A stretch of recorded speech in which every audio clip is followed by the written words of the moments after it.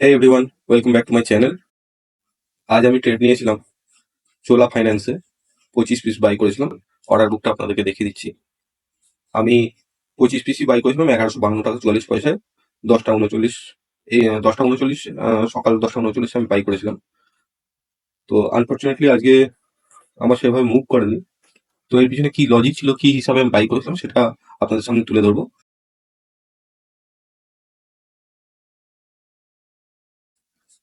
আপনাদের কাছে একটা রিকোয়েস্ট থাকবে, যারা চ্যানেলে নতুন তারা অবশ্যই চ্যানেলটিকে সাবস্ক্রাইব করে দেবেন। ভিডিও যদি ভালো লাগে তাহলে অবশ্যই একটা লাইক করে দেবেন এবং কোনো মতামত থাকলে অবশ্যই কমেন্টের মাধ্যমে জানাবেন। তো আমরা চোলা ফাইন্যান্সকে প্রথমে চার্টটাকে খুলে নিলাম। তো আমাদের বাইং হয়েছে মোটামুটি 10টা 39 ক্যান্ডেলে বাইং হয়েছে। আমরা 1 মিনিটের চার্টে চলে যাচ্ছি।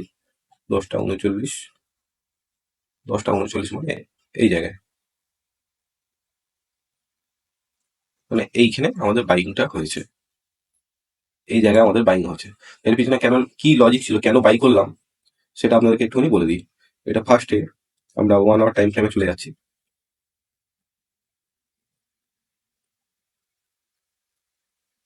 1 আওয়ার টাইম ফ্রেমে আপনাদেরকে একটা জিনিস দেখাই।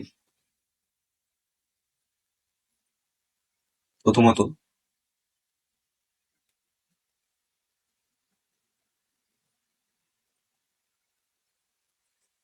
এই ট্রেন লাইনটাকে দেখুন। ট্রেন লাইনের উপর এই বারবার সাপোর্ট নিয়েছে। একবার এইখানে, একবার এরকম, এরকম, আবার তারপরে এরকম সাপোর্ট নেওয়ার চেষ্টা করছিল। তো 1 2 3, এটা 4th টাইম।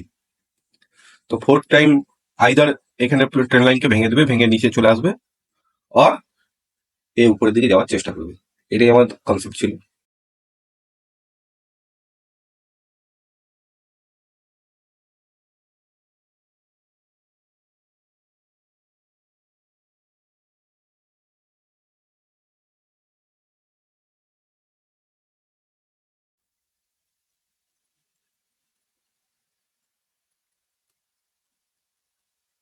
চলুন, সমস্ত কিছু রিমুভ করে দিলাম।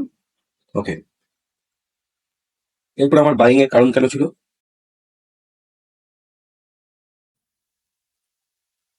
বাইং এর কারণ ছিল, এক তো এখানে একটা ডবল বটম প্যাটার্ন দেখা যাচ্ছে, দেখতে পাচ্ছেন, ডবল বটম প্যাটার্ন।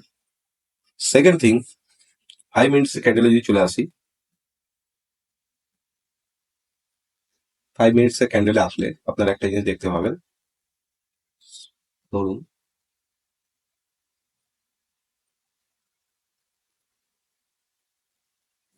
এ বারবার কি করেছে দেখুন, এখান থেকে একবার এরকম আপসাইড, আবার নিচে এসেছিল, আবার আপসাইড, আবার কোথাও না কোথাও দেখুন এইখানে এসেছিল, এখান থেকে একবার আপসাইড, আবার আপসাইড নেওয়ার চেষ্টা করছে। তো এই এরিয়াতে কোথাও না কোথাও বায়ার্স তো আছে।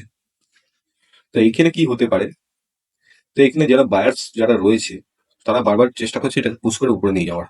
তো রিজেকশন হয়েছে কোথায় কোথায়, এখানে একবার রিজেক্ট করেছে, এখানে একবার রিজেক্ট করেছে, এখানে 3rd টাইম এসেছিল। 3rd টাইম আমার মনে হয়েছিল যে এখান থেকে যদি একটা ভালো ভলিউম নিয়ে এখানে ব্রেক, যদিও ব্রেক করেছে বাট ভালো ভলিউম নিয়ে গেলে পরে এই উপরের দিকে যারা স্টপ লস নিয়ে বসে আছে, এই উপরে যারা স্টপ লস নিয়ে বসে আছে তাদের স্টপ লসটাকে একবার হিট করার চেষ্টা করবে। 1090 আমার ইচ্ছা ছিল যে 1090 অব্দি আশা করা যায় যে এটা যেতে পারে, কারণ এখানে যাদের স্টপ লস আছে তাদের স্টপ লসটাকে হিট করার চেষ্টা করবে। কারণ ফার্স্ট টাইম যখন এসেছিল, ফার্স্ট টাইমে এটা হয়তো বোঝা যাচ্ছে না যে এটা এখানে প্রফিট বুকিং হয়েছে হয়তো, তাই জন্য উপরে দিয়ে গেছিল।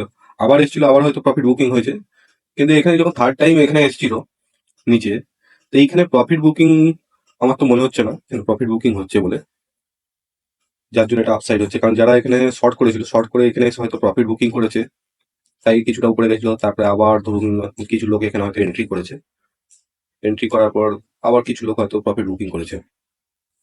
প্রফিট বুকিং করার জন্য হয়তো এখানে ডাব্লিউ প্যাটার্ন তৈরি হয়েছে, কিন্তু এখানে যখন আরেকবার এসেছিল, এসে এই লেভেলটাকে ভাঙার অনেকবার চেষ্টা করেছে কিন্তু পারেনি, ভাঙতেই পারেনি। এখানে কোথাও না কোথাও তো বায়ার তো রয়েছে, যার জন্য বারবার আপসাইডে নিয়ে যাচ্ছে। তো এটাই আমাদের আজকে চিন্তা ভাবনা ছিল যে এইখানে আমরা বাই করেছিলাম, বাই করার পর যদি এই জায়গাটাকে ভালো ভলিউম নিয়ে উপরের দিকে যেত, তাহলে উপরের দিকে যারা স্টপ লস নিয়ে বসে আছে তাদেরকে হয়তো ট্র্যাপ করার চেষ্টা করতো। এটাই আমাদের, এটাই আমার কনসেপ্ট ছিল। তো যদি ভিডিও ভালো লেগে থাকে তাহলে অবশ্যই লাইক এন্ড সাবস্ক্রাইব করবেন এবং কোনো মতামত থাকলে অবশ্যই কমেন্টে জানাবেন। থ্যাংক ইউ, দেখা হবে পরবর্তী ভিডিও।